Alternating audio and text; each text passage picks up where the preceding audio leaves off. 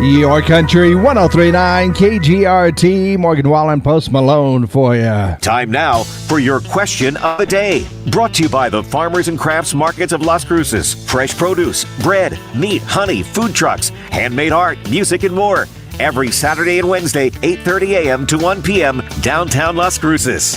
That's right, time for our question of the day, brought to you by the Farmers and Crafts Market of Las Cruces. The weather has been absolutely gorgeous in the mornings, and hey, Wednesday morning, Saturday morning, we're taking a walk downtown and enjoying the Farmers and Crafts Market.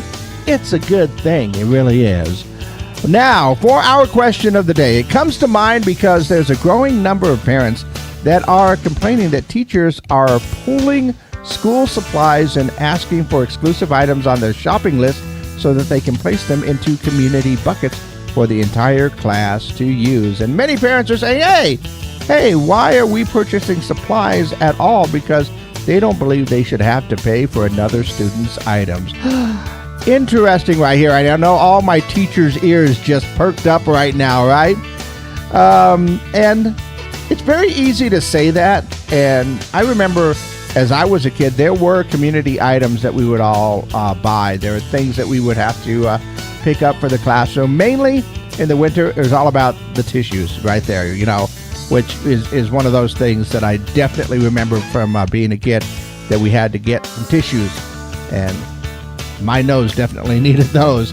But the question of the day today, should parents be expected to pay for supplies that will be divided up for the whole class to use? That community type of thing. And I personally don't see a problem with it, but I do know a lot of teachers, and teachers themselves spend a lot of their own money on a lot of supplies for the classroom. Now, should they be spending that money? Should the schools, districts be covering a lot of that? Probably, but still, it's just something that kind of goes along with the gig. Ask any of the teachers, man, if they were to give you the amount of money that they spend on things. So if, asking the parents to come in and say, hey, this is the list of stuff that we have. This goes into the community pile. I mean, if they were just honest about it, they're like, yeah, this is going to go into the community for the entire classroom to use, just in case, some kids are a little bit luckier than others, and that would be the case.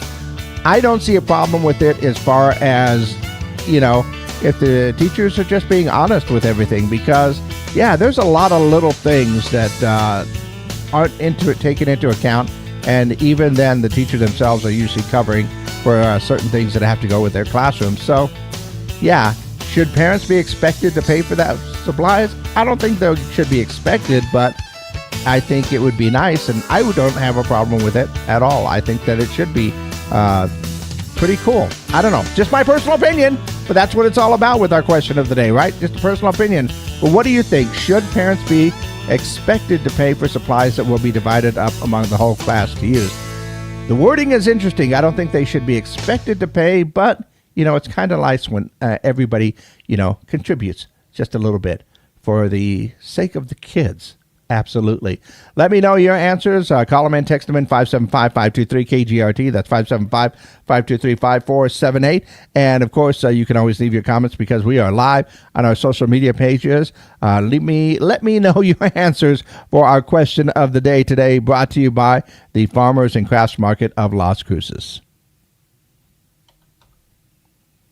All of the appropriate buttons are indeed pushed and ready to go. So this is something that we can talk about for a while right there, because I really guess it depends on how you word that, because should parents be expected to pay for those supplies? I don't know if you should set those expectations, but is it okay for them to even ask parents to go ahead and contribute?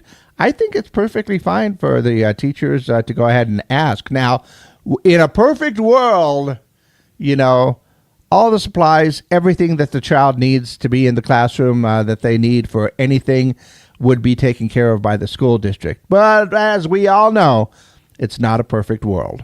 So, yeah. So what do you think? Let me know your answers. 575-523-KGRT is the number. You can call them in. You can text those in, or just leave your comments down below for our question of the day today. I was just curious about this because I saw this question posed and it caught my attention. In the meantime, let's go ahead and see what's going on in and around the world today. Let's see. Delish says that 7-Up is changing its recipe for, I guess, their Slurpees. The new recipe is lime first and brighter with crisper, more refreshing taste. The ingredients stay the same except for the 5 fewer milligrams of potassium.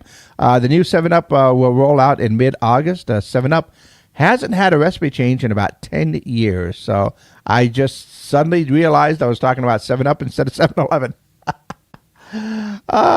Live radio. But yeah, I don't know if it'll still make me feel better when I'm sick. It doesn't bother me. John Hamm and his wife Anna Osceola are expecting their first child. Hey, congratulations. Also, I think I talked about this earlier. A giant hairball the size of a car will roll through the streets of New York this week. The stunt is promotion by K18. They're saying that it is promoting its Future IQ biometric hair longevity serum. I would question whether or not a giant hairball is good publicity for your hair longevity serum right there. Unless you're saying that cats will get a hold of your hair and they will just never go away and just, hairballs. That's it. And looks like Taylor Farms is recalling salsas and guacamole over the salmonella concern. Lodi News Sentinel says that Taylor Farms is recalling a dozen jalapeno items, including salsas and guacamole, because of salmonella concerns. The CDC linked the jalapenos to the illness, and Taylor Farms says it is no longer using jalapenos from Sinaloa, Mexico, farmer tied to the recall. So they're just all kind of backing up through there, trying to figure out where the salmonella is coming from, because that one's kind of new, or where the, Cylospora worm is coming in from all the lettuce and the, raspberries, I think? They were saying there was on some berries and stuff. So remember, it's got to come from somewhere. It's not necessarily that, these places are bad because they just have it. And it seems like it's really getting narrowed down into the farms and where these vegetables are sourced. So, personal opinion, mind you. Yeah. I'm not even going to go on that one. That one's just silly. But once again, we are looking for our answers for our question of the day today. Like I said, it caught my attention because apparently there's a growing number of parents saying that teachers are pulling school supplies and asking for excessive items on their shopping list so that they can place them into community buckets for the entire class to use. I don't see a problem with that, but should the expectation be there for the parents to pay for the supplies, or, is it okay to just ask the parents, hey, if you can, it would be really cool if we can get some of these extra items so that everybody can use them just in case, because, some of these things run out pretty quick. And I think that I'm perfectly fine with it. I think I'm okay with it. What about you? Let me know your answers for our question of the day, which is brought to you by the Farmers and Crafts Market of Las Cruces.